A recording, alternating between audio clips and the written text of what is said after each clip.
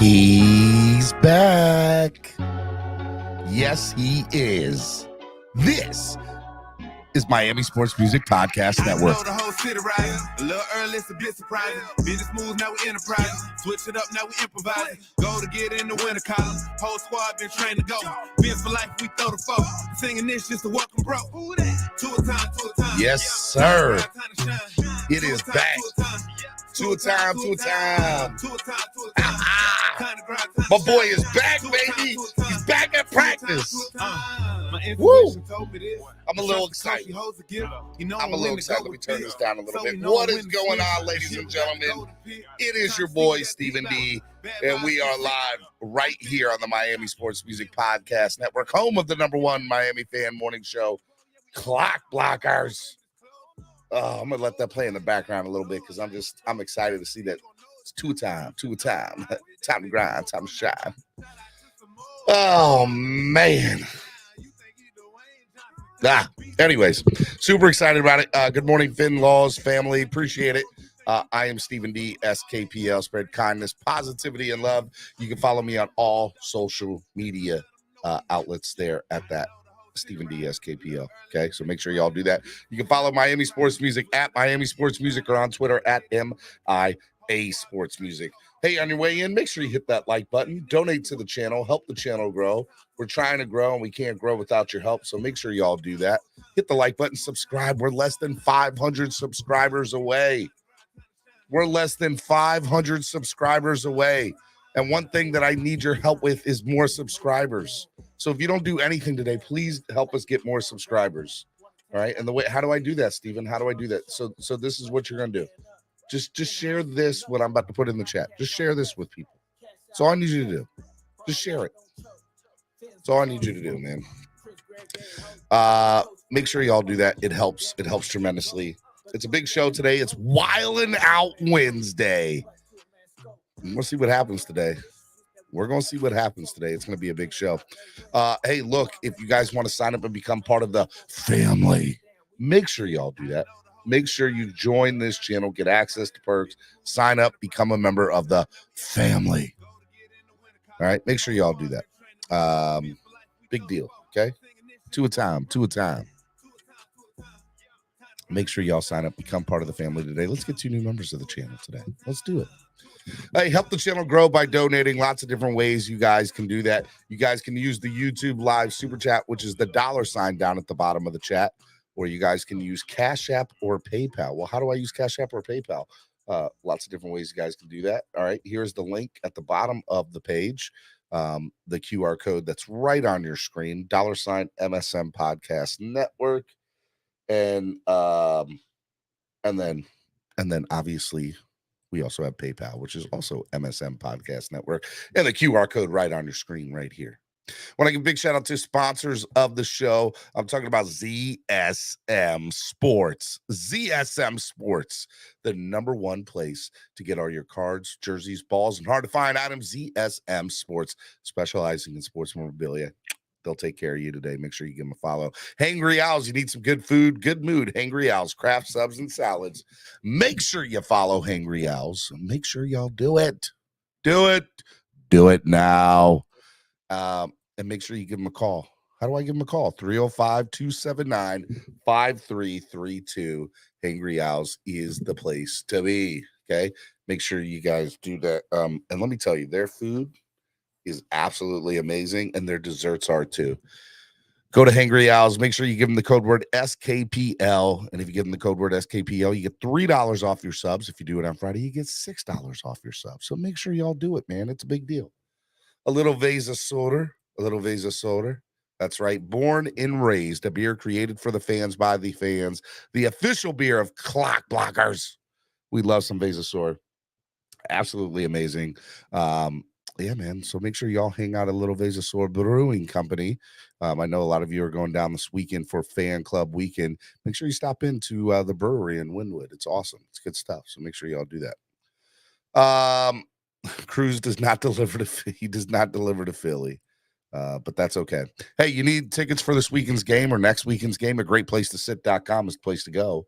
Matter of fact, if you need tickets to any game or any concert or event around the entire world, make sure you give a great place to sit.com or give them a call because they're the place to get your tickets. You want to know why? They don't have any ticket fees. And if you give them a call at 989-797, or excuse me, 954-989-7979 and use the code word DWA, you will get 5% off your tickets.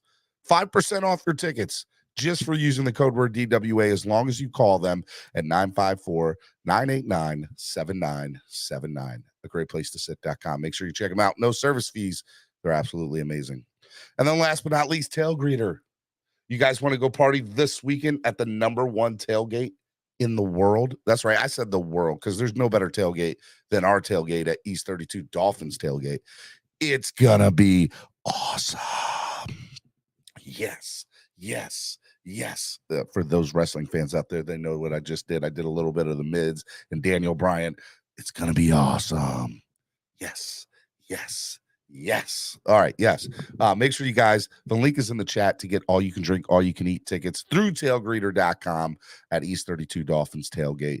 We want to see you there. It's going to be awesome. Make sure you download the free app on your current Apple or Android device to get your tickets. And follow Tailgreeter at TAILGREETER.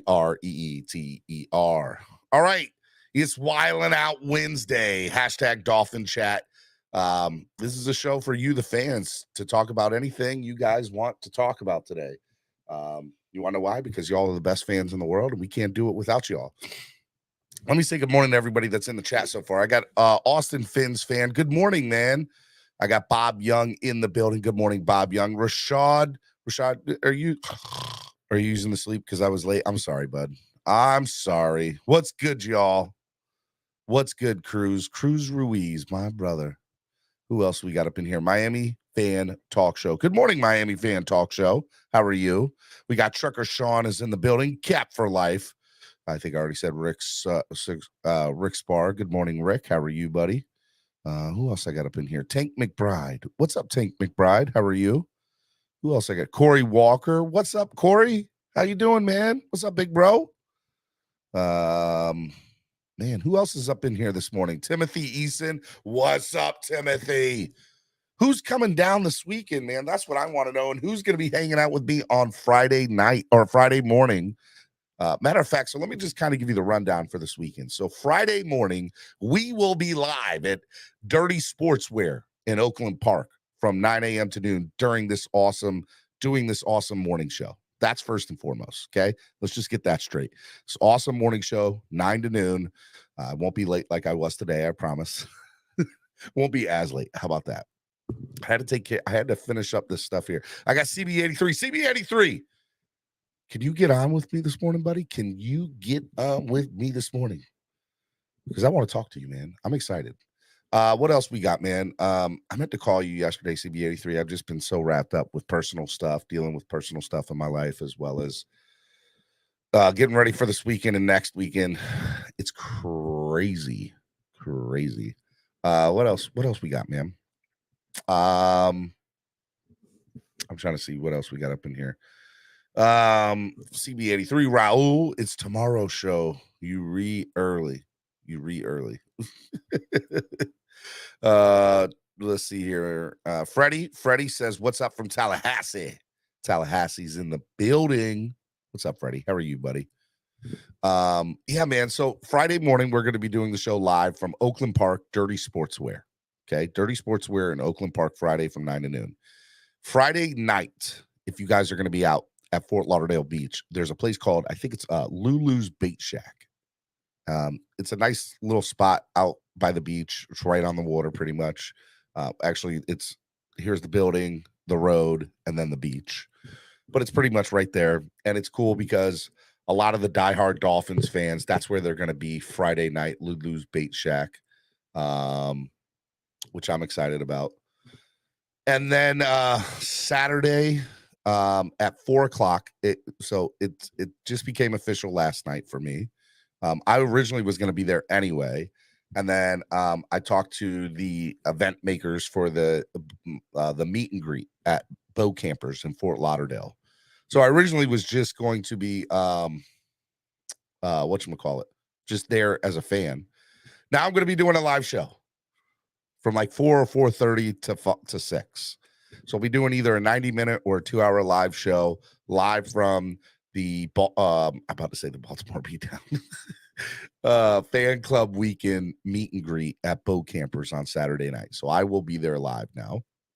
That's official. They'll be making an announcement, hopefully, if not this afternoon, sometime this evening, through their page and everything, which I'm excited about. That was late last night on the phone with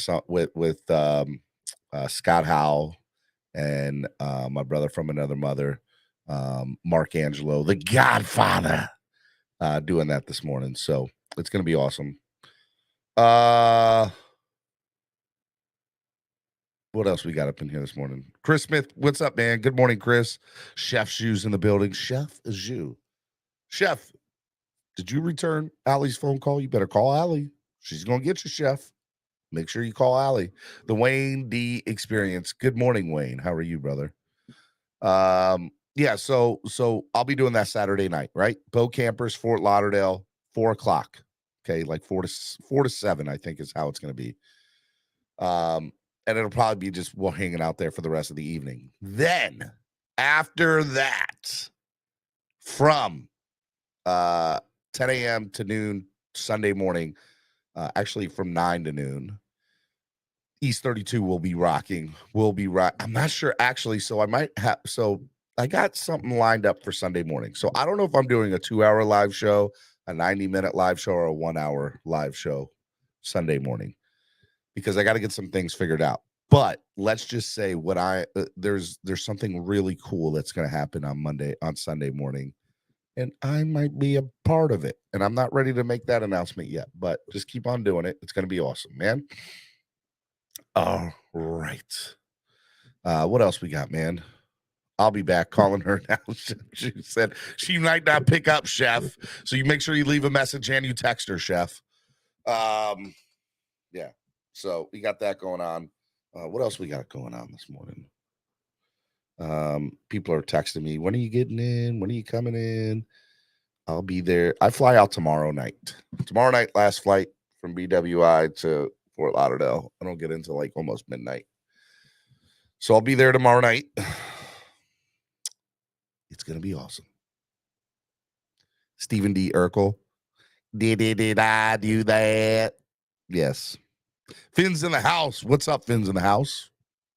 How are y'all doing this morning? Only 52 people in the room. Guys, hit the like button. Donate to the channel. Help the channel grow.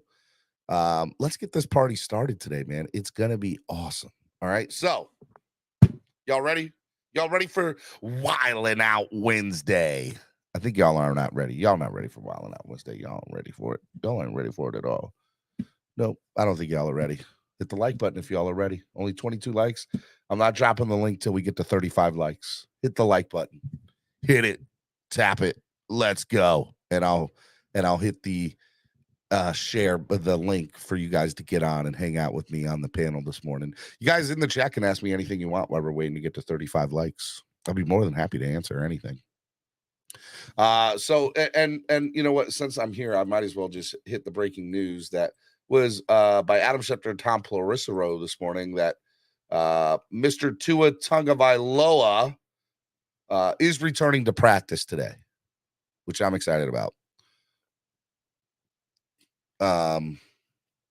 He's optimistic that he'll be able to play Sunday, but he is going to start practicing today, on a limited basis.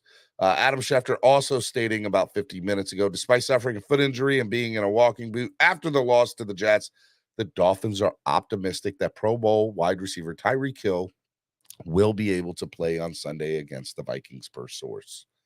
I like it. Super excited about that. That should be great as well. So we're going to see how that goes. Yeah, no, Sean. Roach is doing good. I just got off the phone with Roach a little bit ago. He's up in Minnesota with family, or Northern New York, Minnesota, something like that. Either Minnesota or Northern New York. I don't know why I'm having Minnesota. Maybe because we're playing Minnesota.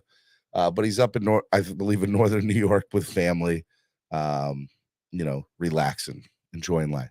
So, yeah, got that going on. Let's see here. What else do we got going on this morning? Yes, they said Tua Tagovailoa.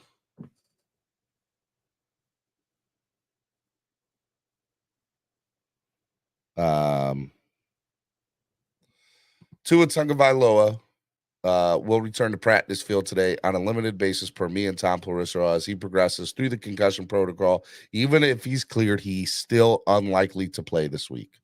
That's okay. We'll have to see how that goes. We'll have to see how that goes. All right, we got to 29 likes. 6 more likes, y'all. 6 more likes, and I'm dropping the link for y'all this morning. Let's go. Let's go. And I know why. Everybody's live this morning. The reason why I'm not seeing a lot of people live, everybody and their brother is live this morning with the news about Tua. So I think the channels are getting fielded in other places. That's okay. I don't care how many people are here. We're going to party here. We're still going to do Wildin' Out Wednesday. It's still going to be a fun time. We're going to have a fun time with this morning and today. So, you know, that's what we're going to do. 31 likes, 4 more likes, and I'll drop the link. 4 more likes. Guys, you can donate to the channel at any time, too. Even if it's $1, it goes such a long way into helping the channel grow. We're trying to do big things here. You know, I'm bringing you live content all weekend. Saturday, I'm doing live content from the meet and greet. Sunday from the tailgate. Guys, live content the whole weekend. Let's go. It's going to be awesome. It's going to be awesome. So it's going to be good stuff here. I'm excited about it. All right. What else we got? We got 33 likes. 2 more likes, man, and I'm dropping the link. 2 more likes, and I'm dropping the link. Chef Zhu goes on to say, I believe Tua, Byron Jones, etc. will play versus the Steelers. Yeah, I think that's where a lot of people are going to come back. But, you know, look, we'll have to see about this weekend. Look, if he's cleared to play, I think he's going to do everything in his power to play this weekend. They didn't say he's not. They just said they're optimistic that he won't. Or whatever it is. So we'll have to see. 34 likes, 1 more like. Somebody else a couple more people hit that like button, give us over the 35 mark. And yeah. And we'll do it. And by the way, subscribe to the channel if you haven't subscribed yet either. Okay. Matter of fact, how do I subscribe to the channel, Steven? So what you're going to do is click this link here and you're going to subscribe. You're going to subscribe. Make sure you are subscribed to the channel. It's free. It doesn't cost anything to subscribe. If you are not subscribed, I don't know how to help you in life. So make sure you subscribe. We want to get to 10,000 subscribers. 35 likes. Let's go. Okay. I'm dropping the link for Wildin' Out Wednesday. Here we go. 38 likes. Love it.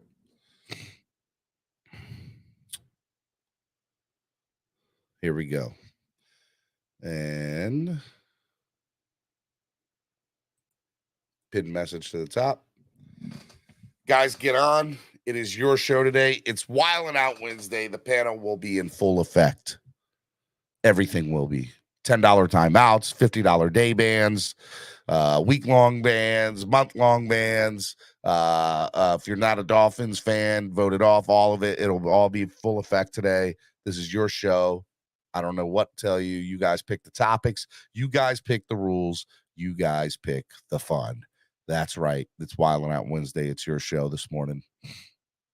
We'll have to see how many people come on and hang out. 60 of y'all in the building. Let's get that number up. Let's keep on sharing this link. Let people know that we're here.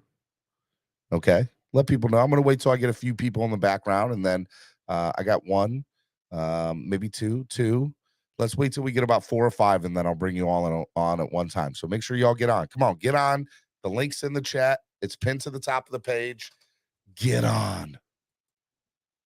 Make sure y'all do that. You got 61 views in the building, a couple people on Facebook, a couple people on we've got a lot of people here on YouTube. I'm about to say Instagram for some reason. I don't know why. I'm excited, man. Fan Club Weekend is the best weekend that there is. You get to see a lot of people that you haven't seen in a long time.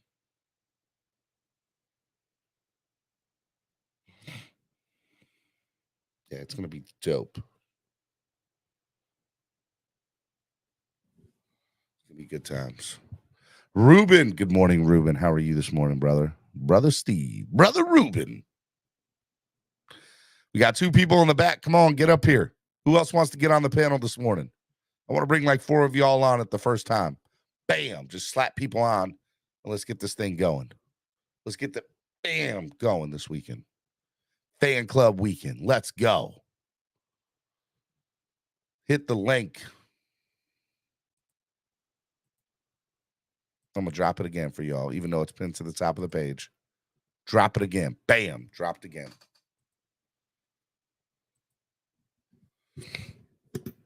We got to get people excited, man. We got to get y'all excited. I don't know about y'all, but I'm excited. There's 3. We get 1 more person. I'm dropping somebody. I'm dropping all these people on the panel. Bam, bam, bam, bam, bam. Who else wants to get on the panel this morning? There's plenty of seats. I got like 10 spots for y'all. 10 spots.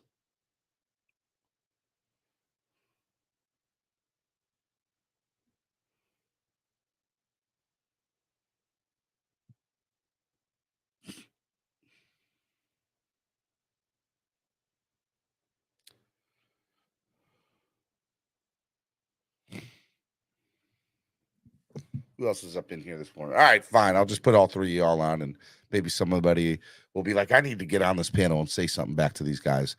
All right, here we go. We got Sharif, Rashad, and Cat for Life. Good morning, gentlemen. Morning. Hello, good morning. You. Hello. Good morning. Hello, how are you? Hello. I'm doing perfect, my man. Okay, so Yeah, I got a question. what's I got up? a question, bro.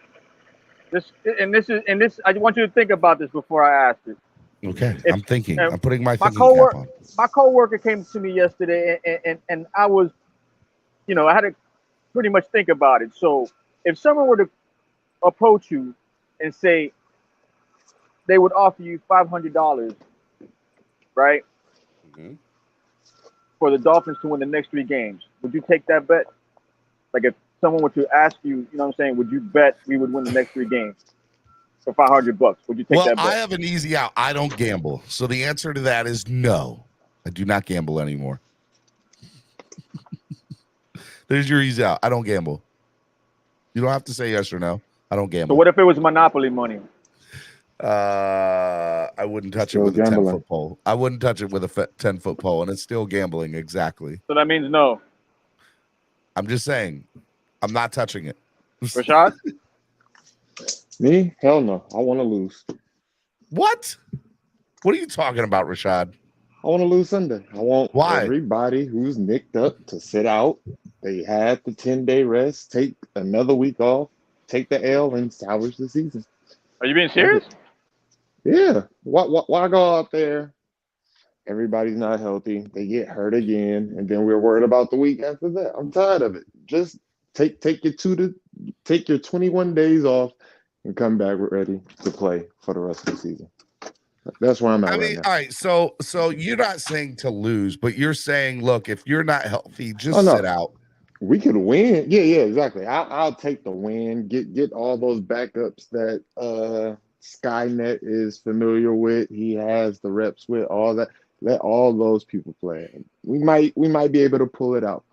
But Tua, Tyreek, Waddle, Armstead, Byron, X, just don't do anything. Just drink water, milk, take your vitamins, stretch. Look, do the Pilates. here, Rashad. I actually think there's a lot of the fan base that agrees with your sentiment that they'd rather sacrifice 1 week, or this week to have the rest of the year for them to move forward. But here's the issue with that, Rashad. There's no guarantee with that, right? And so and so with that being said, if you're healthy enough to play, play. If you're not healthy enough to play, don't play. Can I just add a little context? Because Yeah. we know Jalen Waddle was hurt from training camp. Cedric Wilson. Hey, Sharif, real quick, would you take that bet? No. With Eric Rowe, we talking about people who were banged up from off season. Like we remember when after Waddle, like I think he had his quad or something. That Waddle has been nicked up since, and we expecting Tyreek and him to block. I just think that this team has the Knicks has come to a head now. Mm-hmm. Go ahead, continue. No, Just look, wanted to put that up. I don't. You're not right. You're not wrong. I think they're realities of the situation, right, Sharif? Like, we are in the middle of this particular situation where a lot of our personnel is banged up, and they're banged up good, right? And then we got into this. So look, we started out the year 3-0, and everybody got on this hype train. I was leading it. I'm not saying that I wasn't. You know, And hey, all look, six this of is it. all 6 of those big names were nicked from off season. That's Well, the thing. They came into the year nicked, especially Armstead, all Waddle. I'm talking about our big names. No, I got you, but Xavier, Byron, they like. well, you know, look. So I think through an NFL season, you're going to have bruises, you know, nicks, bruises, injuries, toe injuries, whatever, you know, cramps, hamstrings, whatever you want to call it. Those things are going to happen throughout the course of a season, and it's very rare in the NFL where a team doesn't deal with a lot of those problems. We are dealing with it now. With that being said, would I rather deal with it now or in December? Now, I'd rather deal with it now rather than in December games.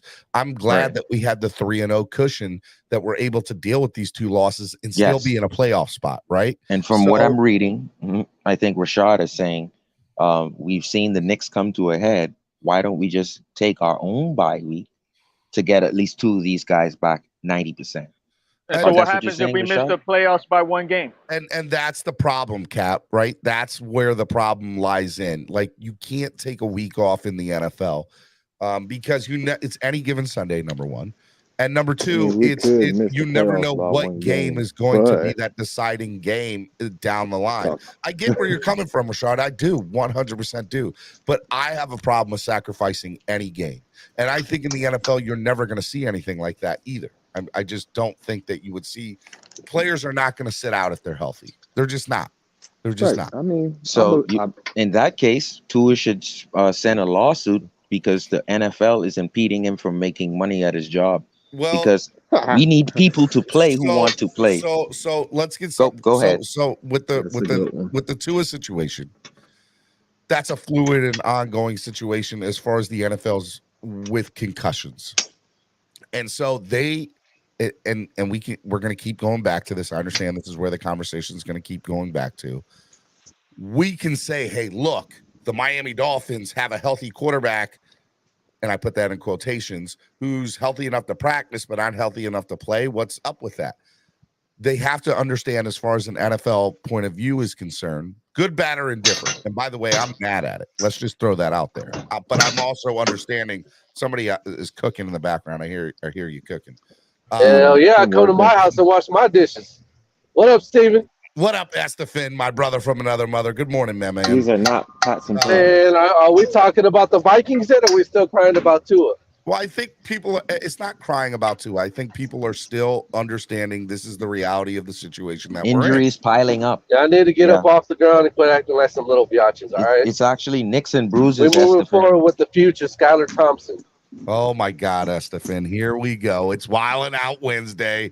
Go ahead, Estefan. Oh, y'all little biatches. Look, we got to get behind this kid.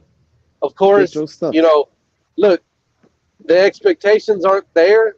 You hope for the best. But, I mean, damn, he showed the ability to be a good quarterback in the offseason. If we weren't so undisciplined, he would have actually had a good run in that game. But we got a face mask. So it was one game. He's probably got most of the snaps in practice up until now. I know Tua's probably coming back. 3 or 4 scoring drives. He did good for his first game. He did all right. What's up? Estefan, real quick. The joy in Estefan's voice, right? It's like this. They did a Santeria. Shut your face, Sharif, and go over there and smoke your ganja, whatever y'all do in the Bahamas. The joy here in his voice for the snaps for Skyline on, right? Is almost like the Santeria, voodoo, the Obed. They did everything for Teddy to just get his head banged, and then they got their wish. Estefan, let me ask you: if Tua's healthy to play, would you play Tua over Skylar? And it just depends on how he looks in practice. See, the fact that you are not saying 100% yes. I said if he's healthy. I say no, man. Minnesota's looking to take that division over, and I'm pretty sure they know if this guy's still weak, they're gonna go after him. This is why Wednesday, right? Let me get it started. I say this. I say every pass. Feedback from you, Justin. Yeah, turn that ish down. Justin, I'm gonna come through this screen and come grab you, bro. If you don't mute yourself. Justin, just real quick, Justin, just so you know, when I tried to bring you on, I was the radio or whatever you were playing it from was going back through. So you got to put headphones in if you have them, or turn the volume down, bud. I'm gonna bring you back in. We'll try it again. Here we go. Hey, listen. I know you like my pipes. Listen, no, man. In Justin, all honesty, on me, bud. I don't know, man. I heard two of my play. I think, the play design for this week needs to be like everything quick. Just let them get everything out quick. Take what the defense gives you. Throw the ball away. Of course, run the ball more. I need to see more gap balls. That's all easier. I need more of a combination of Myles Gaskins and Raheem. I need those two guys to be the primary backs this week, and let's rock out because this is the best team in the NFC North. They blew out. They beat our entire division already. They're 3-0 in their division, unlike us. We had 10 days to get ready for the Jets, and we still lost. It's not an excuse. We straight up lost. Take the L, Dolphins fans. Quit crying about it like some little biatches. Let's get on to the next week. It's the NFL. Sometimes you just lose games that you should win. You know what I mean? We should have won that game. On 10 days to prepare, that is a bad check mark in the box of McDaniels. So, yeah. Yeah. All right, Estefan. Justin, you want to? Shut your face. Are you the co-host? No, I agree with everything. No, Sharif. I'm the co-host. What if I remember? Told you just... I went 3-0. Let Justin go. Good morning, Justin. How are you? All right, everybody, mute yourself. Justin, go ahead, bro. Pretty good, man. What you got this morning? None. I agree with everything that was just stated. It's no reason to harp on it. Get it and move on. Another week. It is another week, but there's also the realities of the injuries that we're carrying and facing right now. And how no excuses. Next man up. No excuses. Let's go. But you can say that. But if that's the case, I feel like we win the last two games if it's that mentality. What's your excuse? What are you crying about? What are we crying about? I'm not crying about anything. I'm just saying we've given up, 34 points in the fourth quarter combined the last two games. Because like I told y'all, going back to week 1 or whatever, when everybody was like, oh yeah, we're playing bend don't break. And I told y'all it was going to bite us in the ass. And that's why we're on the 2-game losing skid. Because if you look we are like the back end on pass defense. Like Boyer, remember when I was criticizing him and y'all were all, oh no, we can't, we're stealing my thunder. You still got to look at your deficiencies and where you're lacking. Number one, we don't commit to the run game enough, but part of that is because Tua needs to get into a rhythm, so I'm okay with it. But now that he's hurt, it was a blessing in disguise. We still need to get back to, being a little bit more dedicated to the run. And Boyer needs to do something. He needs to do some coaching because, yeah, man. Bro, I don't know why Dolphins fans. Hurt. Bro, you're saying Tua getting hurt has exposed Boyer? You think Boyer's been exposed the last two fourth quarters? No, I'll say this: like, if there's anything that you can point to directly, like us losing, okay, I could understand that Skyler got hurt. But in every game, the one constant thing is that we suck against the pass, bro. Like, you got to get off the field. Don't give me this damn bend don't break, bro. Like every Can I now go and then, after Justin? every now and then. Hold on, real quick, Sharif. Let me cook. Every now and then, you need to get your ass off the field. You need to drop some pressure because this week we ain't gonna have a chance, bro. We are negative when it comes to turnovers. Like, no man, Estefan got me fired up because he's on fire. We're starting to turn the ball. We're starting to see it's starting to be consistent. We're turning the ball over, and there's a lot of penalties, bro. You don't win games in the NFL like that. Watch your. Yeah, everybody mute yourself, and I'm about to finish. Mute yourself. So, what I was gonna say is, So they're on the plus side of turnovers, bro. Like, we have to get Cousins to turn the ball over, and we haven't been able to get pressure. Well, we've got pressure, but we really haven't been hitting quarterbacks the way we should. So we need to get some pressure on Cousins to be able to win this game. And even if Tua comes back, I don't know if this is like, even if it's at home, bro, they're just like us. They're putting up numbers in the pass game, and their pass defense sucks. Their run defense is good. They don't come. Well, they have a good. Well, they can run the ball. No, they're a good team. Right now, I would say. Let me ask you before Sharif goes. Let me ask you real quick. No, Justin. How do you stop Justin Jefferson, Estefan? Right. I would bracket him. He's their best wide receiver. I would bracket him. Dalvin Cook. How do you stop Kirk Cousins? Bro, we were actually look. This is no pushover offense. This is no. Listen.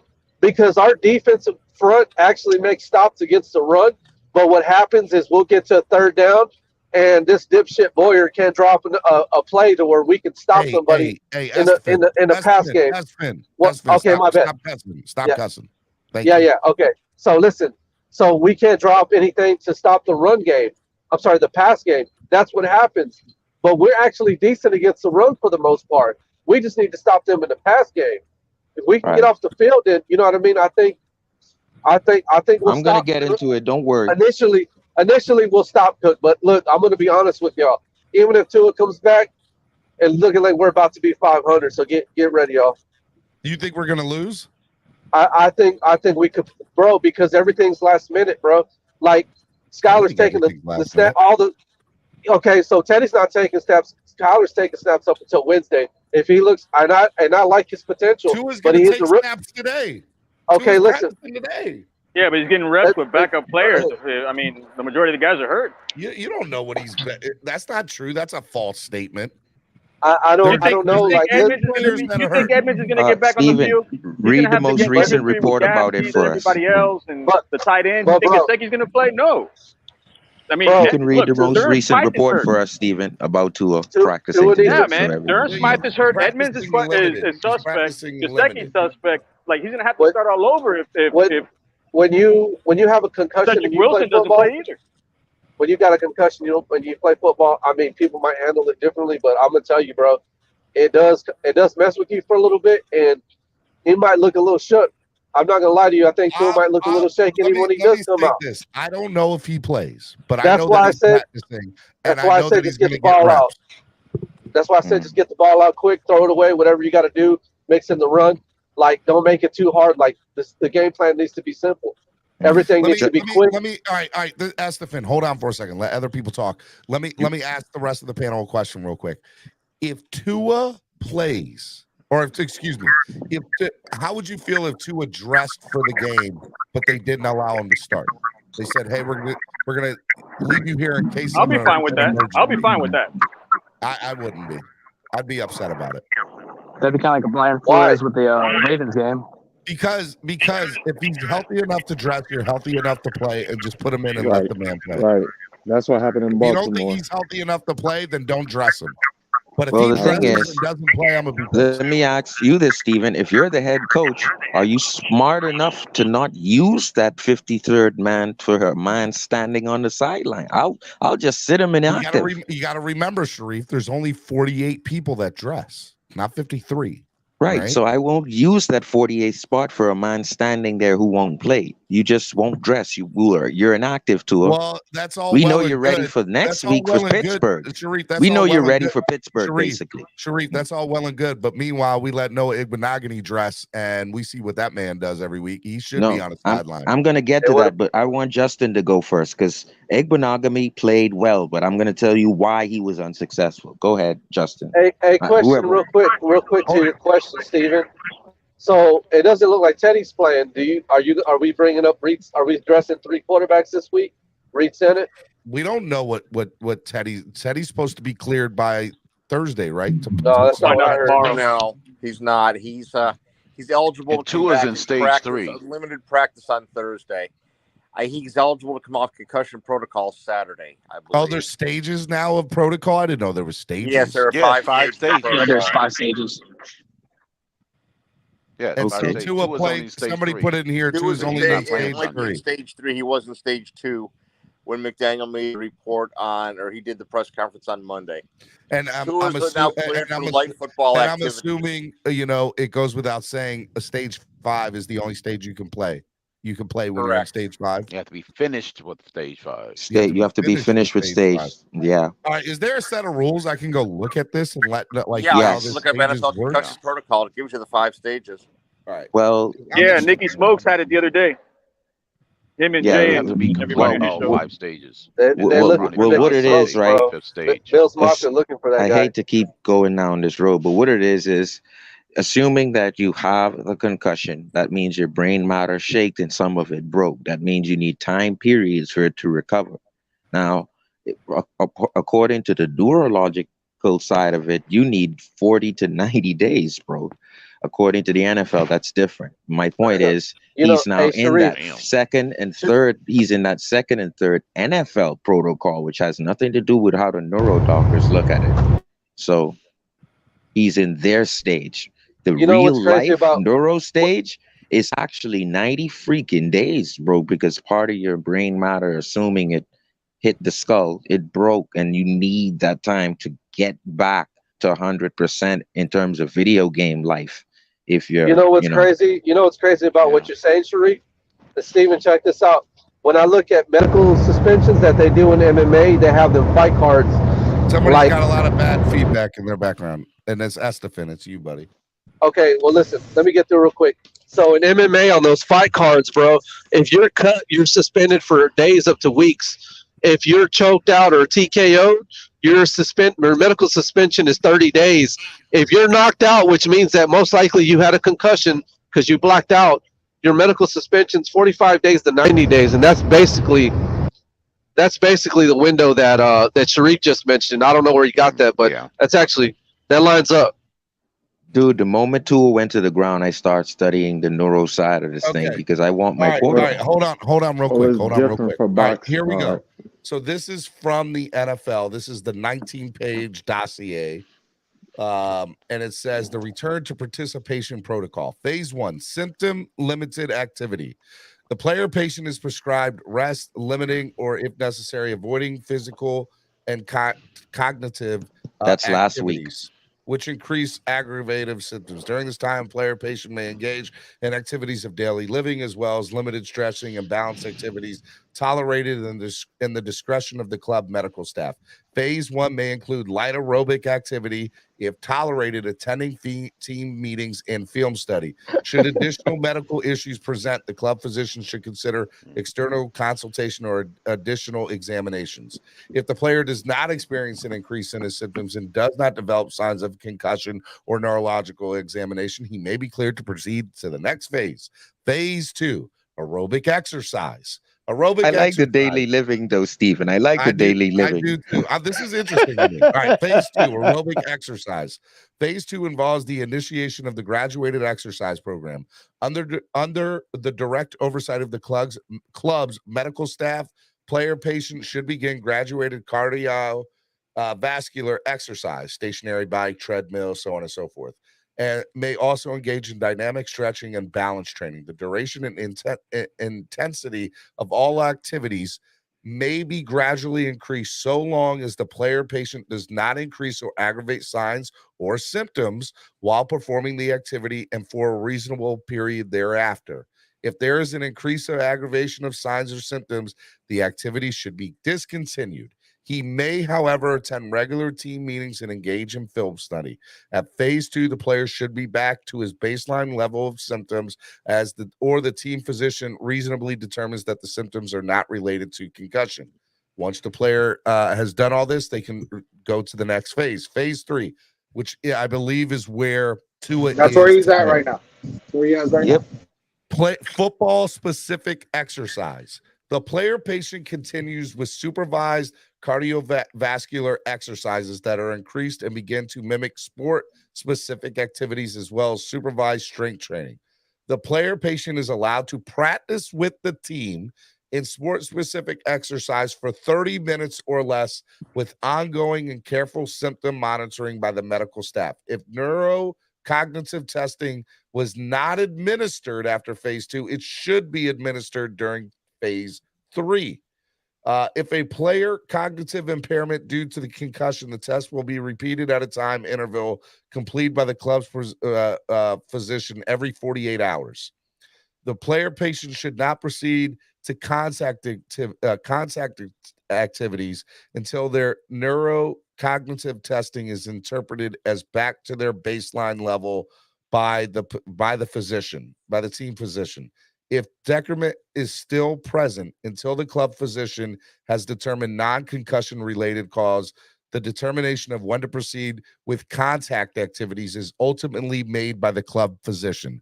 So there's no time once the player patient has demonstrated his ability to engage cardiovascular exercise and supervised strength training without an increased aggravation of signs or symptoms, he may proceed to the next phase. All right, let's stop there for a second.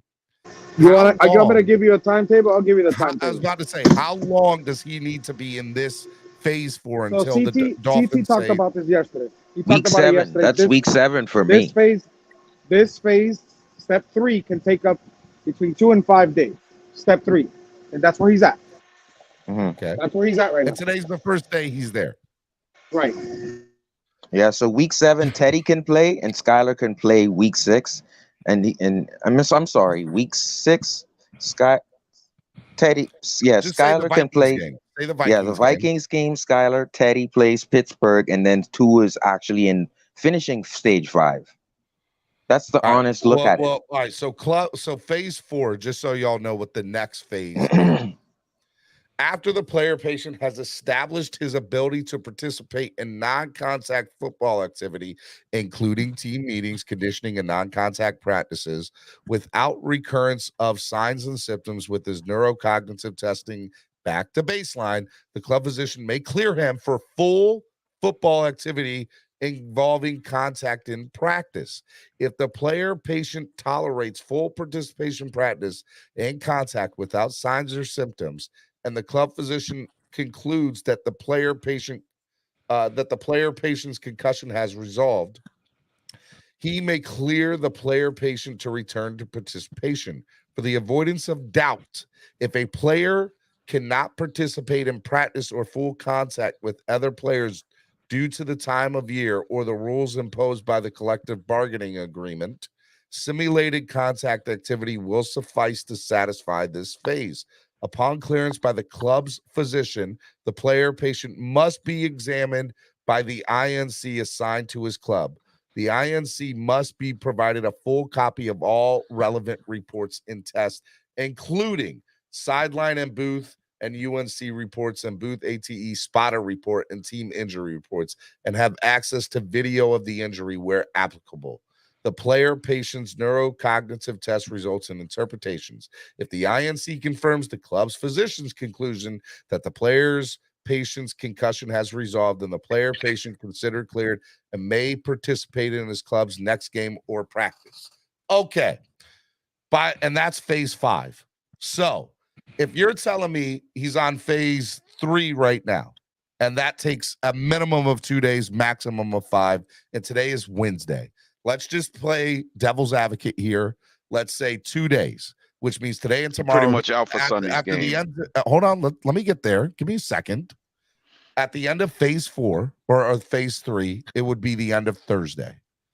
Phase 4 at that point, Friday, Saturday, they're not doing any contact drills, although they don't have to, according to this thing, because he says maybe actually, that's phase 4. So I don't think he's going to play. He's not going to play. It looks like it's Skylar time. But I do think. Brando 954 is but right. I do think that he would be back. I think I'm going to say this. Based on this, I think he's back by the Steelers game. That's my. It's a possibility. So Steven, hold on. Let's follow the timeline. Because according to Estefan and Steven, it's 3 to 4 days. So Saturday, he'll be into the stage 4, you're assuming. Saturday to Thursday next week, he should be accumulating stage 4 victories. Then Saturday? From next week Thursday, I mean. Next week Thursday, through next week Sunday, he should be entering stage 5 and accomplishing those goals. That means Pittsburgh. He's done. That Right, means but we're that's going to if need him. that's bearing no setbacks too. So we have to we gotta hope for the best. Pass everything with flying colors So, and do all that. so next week Thursday to Sunday, he's in stage 5, where we need him to pass that So for the Pittsburgh. All you folks in the Batman, you're chat, right. He could be set. all back. you That's folks in the possible. chat that are saying Skyler's trash, that's your quarterback for the weekend. So make sure you support him. Yeah, you wear those guys aqua are and orange real. the way that y'all did with real Tua. Dolphin fans. I'm just, Right. he Exactly. I'm just Those saying. are guys that some of the people that are not fans. Hold on. And Steven, can I say something? Salute to Chef Juice. The worst quarterback. I've ever seen in the Chef Dolphins Juice. season. Let me ask you all a question. That's where I'm at with Skyler. What do we know where Teddy Bridgewater is at in phase and what phase he's in? Teddy Didn't Bridgewater, enter he's not entering it. Basically, Teddy's going to be if he gets cleared, he clears on Thursday.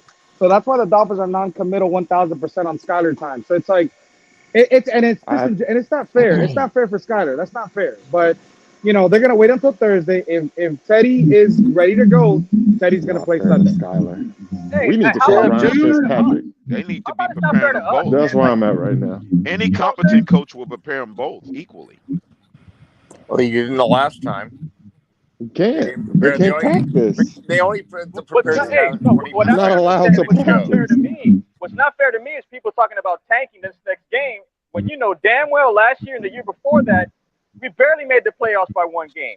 So we can't even think about going backwards, and we're thinking about going backwards. I can't believe this crap. Tank for what? We don't have our pick. No, they're talking about tanking. They're not saying tanking. They're saying we should lose this game or sit our banged up players this game so we can rest up. That's not tanking. That's called resting. If you look at the schedule, That's give me not a moment, tanking. please. If you look at You're the pretty schedule, much you have tanking to look if at you're this talking in the about long losing term. games. And I talked about Let's this. be real. Hold on, Just Cap. because you Let see Mark somebody go. don't Let Mark mean go, you're Have to guys. win the tanking. game. That You doesn't played mean to you're win the tanking. game. Hold on. That Let Mark go. Because you Can I sit somebody finish, does not. Go ahead, Mark. Okay. If you look at this in the long term, does anybody think, regardless of who's playing quarterback, that the Dolphins are not going to win the following 5 games? Pittsburgh, Lions, Chicago, Cleveland, and Houston. If they lose this, if they answer your question, Mark, let me answer your question. To answer your question, there's the unknown because we've seen what's happened the last 2 games. We were good enough to win the last 2 games. We were good enough to win the last 2 games. How can we just gloss over the fact that we Mark, just played? why are you even trolling? Let me finish my Do statement. you know that you trolled all of us by saying that, Mark? This Bills fan You're off the basically panel, trolling bro. us now. What the hell kind of crap? What kind of question is that? What is that? Because we're going to what lose I'm 5 saying makes games. sense. Last week, and He you Bro, made that basically same said we're going to lose playing 5 games. That's playing with fire in the See, NFL, this bro. is why I don't predict. I say what I say when I said that we were going to lose to the I Jets. say what I said when I said. Hey, because of the nonsense Mark is is talking about. Let Mark Can finish. we address the elephant in the room? Can we address the elephant in the room? Let's not let Mark finish. Let's cut him off. Thank you, guys. And salute to Chef Jew. All right, go ahead, Mark. Let me finish. This Man, is a Steven throwaway muted us game. awful, Mark. This is a non-conference game, and you also have the scenario where you're a game behind in the AFC East right now. But You worry about Kansas City, buddy. You worry about Kansas City. Don't worry about us. I'm not done, guys. Yeah, we're about. I'm not done. On Wednesday. They're going after. Even if you lose this game on Sunday, it really doesn't matter. It's a non-conference game. It doesn't. The chicks are hotter in Miami. Them Buffalo girls look rough. The guys that are hurt get and if Armstead is down, Waddle's got a hamstring, Xavier's got 2 groins supposedly, and on and on and on with this team. Byron Jones is going to be back. This is a throwaway game. If you lose this game, so what?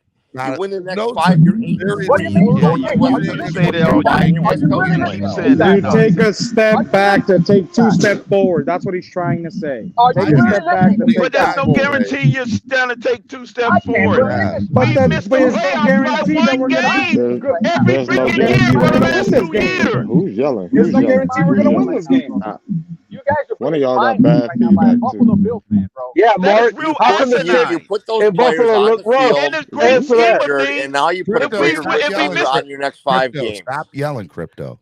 If we miss the playoffs, I'm not yelling. You are yelling. Because nobody listening. That's crazy.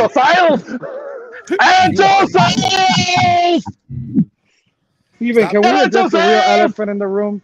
Can we address the real elephant in the room, It's Steven? y'all's show. Y'all do what y'all Yeah, want to do. Well, the real why don't elephant we is address? how come the chicks in It Buffalo don't look matter. rough, Mark? Why is that? It don't matter. It don't matter if you got Tua. It don't matter if you got Peyton Manning, Tom Brady as your quarterback. We are officially ranked the worst O-line in the league once again. Once again. No, don't start that crap. What? Don't start that crap. Hey! Don't You don't want to hear it. crap, bro. You don't want to hear it, No, but it's what a about fact. the best It's a availability? fact. I don't care. It's What a Hey, I about the thought best that was availability? Flores' fault. Availability. I thought Don't that was start that Flores' crap. fault. It's a fact. What And I said happened? we needed to bring more players. You guys Cap, told me I'm no. getting a You lot guys of cried. feedback from you, Cap. That's Go out because and of come the back. You guys injury. cried, and you guys didn't want to bring more players when I said we needed to bring more linemen. You guys I cried. thought that was You guys Brian cried. Flores' fault. Who cried? Now we're back at it. We're back as the We worst can't bring O-line in in the more league. people. We should have brought more people. If Center and right you think tackle. I'm We didn't do gonna it. fall for the O-line excuse, bro, We nah. should have. You know brought in damn more well why people, we're in the but we have situation no we're in control now, over bro. that. Our O-line sucks. Why is So, Yeah, Are you calling out Coach McDaniel? Are you calling Angel, out I got some Coach sand to McDaniel? show you down I'm here in the saying paint, on our his bro. O-line hand? sucks. Cap. When I told you guys we needed more linemen, you guys said we were fine. Hey, we were running the This is ball where we're fine. getting right now. We were running the ball We're fine. getting We it still right. sucked on the O-line That's on fine. the O-line front on that. But we can't score. So what does that Who give told you? you we were? You can't have it both What does ways, that give Angel, you? bro. You If we can't have it both score, ways, I don't bro. I'm care if we sorry. could run the ball. We can't score. I know you don't care, but you can't have it both ways. You have to be We gotta be able to score. judgmental, bro. Running You the have ball's to not be. gonna do nothing to me. Running the ball's It's not gonna the do anything for Dolphins, me. bro. And so it's peanut butter, no jelly, cereal, no milk. It's the Look, man, Dolphins. you know damn well the O-line excuse is starting to run real damn thin, man. If anybody falls for that, bro, oh my So the God. O-line's great. We're good at the O-line then. That's what. Bro, the we're O-line good was then, fine right? when we were running the ball, bro. We were, Right, 9 but- minutes away from winning the Hold on. game It was and tying also the game, fine bro. giving time Or to getting Skyler to over throw by the ball 1 too, point. right? Hold on. It was also fine for Skyler to throw the ball, right?